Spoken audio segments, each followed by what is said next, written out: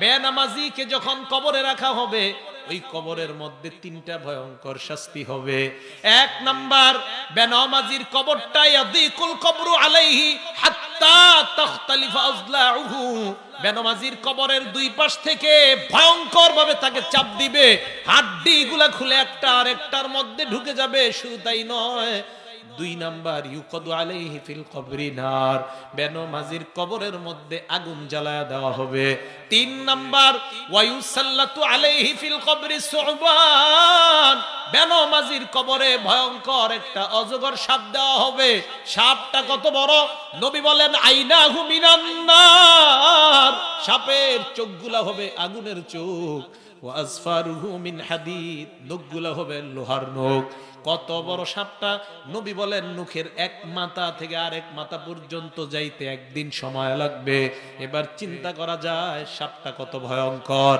কবরের মধ্যে রাখার পর এই অবস্থা যখন হবে, জাহান্নামের থেকে যখন তার দরজাটা খুলে দেওয়া হবে, মুসলমান ঢাকা মেডিকেলে যান একবার, অথবা আশেপাশের কোন বার্ন ইউনিটে যান, আগুনের রোগী যারা আছে তাদের মতো ছটফট দেখবেন, অন্য কোন রোগী করে না, অন্য কোন রোগী তাদের মতো এত ছটফট করে না।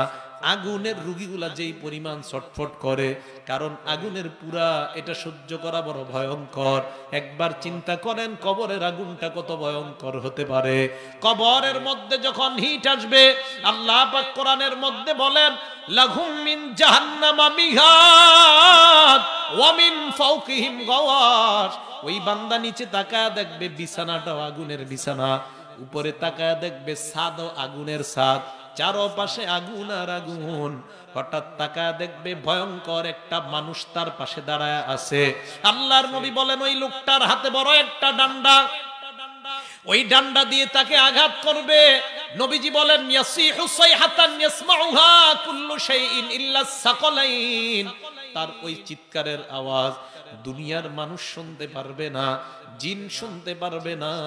আল্লাহর নবী বলেন মানুষ আর জিন ছাড়া দুনিয়ার সবাই তার চিৎকারের আওয়াজ শুনতে পাবে। এই জন্য মুফতি সাহেবরা বলেন কবরস্থানের মধ্যে গরু ছাগল বাঁধা ঠিক না।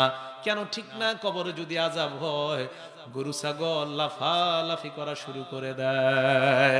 এই জন্য কবর বা গরুস্থানের আশেপাশে গরু ছাগল বাঁধা ঠিক না, কারণ তাদের কষ্টগুলা তারাও কষ্ট পায়।